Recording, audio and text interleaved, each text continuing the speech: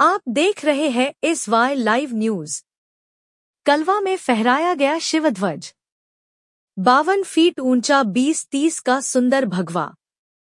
Doctor Jitendra Awhad द्वारा अनावरण। भव्य शिव रैली।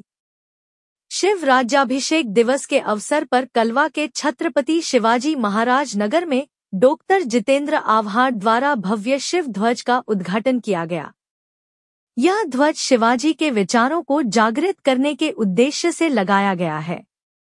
इस अवसर पर डॉक्टर जितेंद्र आव्हाड ने कहा कि आज का शिव राज्याभिषेक दिवस मराठी अस्मिता और महाराष्ट्र की प्रगति का परिचय है, क्योंकि इसी दिन छत्रपति शिवाजी महाराज ने कर्मकांड का त्याग कर रैयतों का राज्य स्थापित किया था। स्थानीय नागरिकों द्वारा मांग की गई थी कि छत्रपति शिवाजी महाराज के पराक्रम और विचारों को जागृत करने के उद्देश्य से कलवा पूर्व में एक भव्य शिव ध्वज स्थापित किया जाना चाहिए। उसी के अनुरूप डॉक्टर जितेंद्र आव्हाड ने 52 फीट ऊंचे लौह स्तंभ पर 20-30 फीट आकार के शिव ध्वज को फहराने की अवधारणा प्रस्तावित की। थाने से सारापुरी की रिपोर्ट।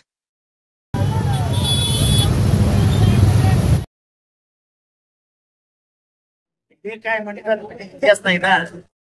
6 जून हा आमचा पहिला स्वातंत्र्य दिवस आहे। इथल्या जुलमाविरुद्ध, मराठी मुलकावर होत असलेल्या अन्यायाविरुद्ध पहिल्यांदा उभे राहिले ते महाराज। आणि त्या महाराजांनी इथल्या कर्मकांडाविरुद्ध आवाज उठवत कर्मकांडाने राज्याभिषेकाला विरोध केल्यानंतर देखील राज्याभिषेक करून घेतला आणि सिंहासनावर आरूढ झाले, सिंहासनाधीश झाले। त्यामुळे कोण कोण कोण भिडे, काय त्यांचा संबंध, काय त्यांना इतिहासाची माहिती आहे? स्वतःचा वाढदिवस साजरा करतात ना इंग्रजी तारखेप्रमाणे। निव्वळ त्यांच्या मनात जो कर्मकांड भरलाय ही त्यांचीच पिल्लावळ आहे। त्यांनी महाराजांच्या सिंहासन म्हणजे ते राज्याभिषेकाला विरोध केला त्याची ही पिल्लावळ आहे, बाकी काय नाही। आणि म्हणून त्याच्यात गोंधळ घालण्याचं काम करत असतात। अरबी समुद्रात अजून देखील स्मारक झालेलं नाही, होणार पण नाही, त्यांना करायचंच नसतं। त्यांना फक्त मतं घ्यायची असतात। आता लाडक्या बहिणीचं कसं करतायत? नाही चुका झाल्या हो आमच्या, नाही त्याच्यात ना लुटालूट झाली, त्याच्यात सरकारी कर्मचारी गेले, हे गेले ते गेले। आता तुम्हाला कळतंय का? आता तुम्हाला कळतंय? आज मी मंत्रालयात गेलो होतो, मंत्रालयातला प्रत्येक अधिकारी सांगतो तिजोरी खडखडाट आहे, विकासासाठी 5 रुपये देखील महाराष्ट्राच्या हातात नाही, हे आज सरकारी अधिकारी सांगतो।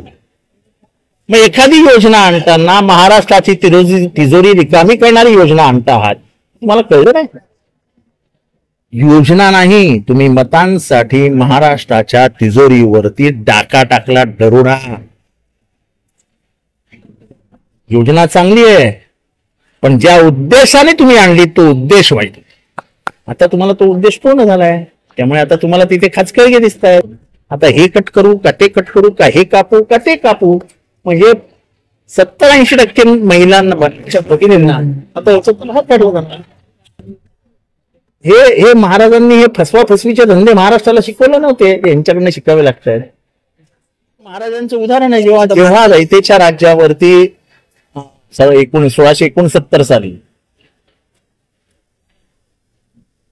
दुष्काळ पडला, तेव्हाच इतिहास, तेव्हाचे बकरी सांगतात की महाराजांनी तिजोरी मोकळी करून शेतकऱ्यांना, इथल्या रयतेला तिजोरीतला सगळा पैसा दिला।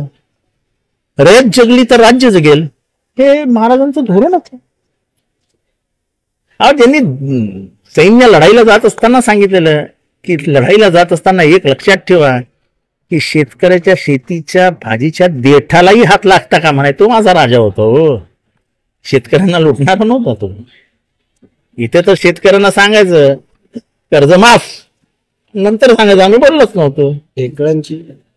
ढेकळांची आम्ही हे करू का, असं कृषी मंत्री आता म्हणतात। काय कृषी मंत्री असं म्हणतात की ढेकळांची आम्ही आता नाही, ते तर म्हणाले की ओसाड गावचा वाशाट काय राजा काय ते आहे ना, म्हणजे शेतकरी ओसाड वासाड काय जे काय म्हणायचं त्यांना, शेतकऱ्यांची किंमतच नाही।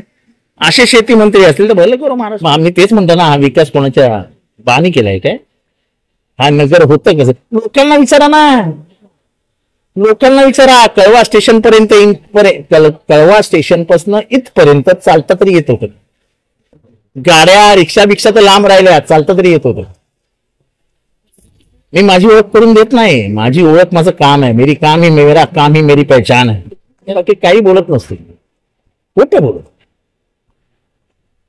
तुम्ही स्वयं विकासासाठी गेला असेल, आमचं काही म्हणणं नाही. एवढे जण गेलं, तुम्ही अजून त्याच्यात 2-4 जण गेलात, काय फरक पडतो? शिवाजी महाराजांच्या म्हणजे त्यांचे वारसदार आहोत, विचारांपासून स्वभावाचे.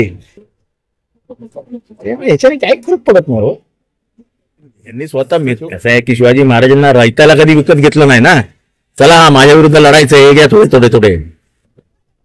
आता ह्यांना रयतेचं राज्य ताब्यात बाजूला सोडून द्या.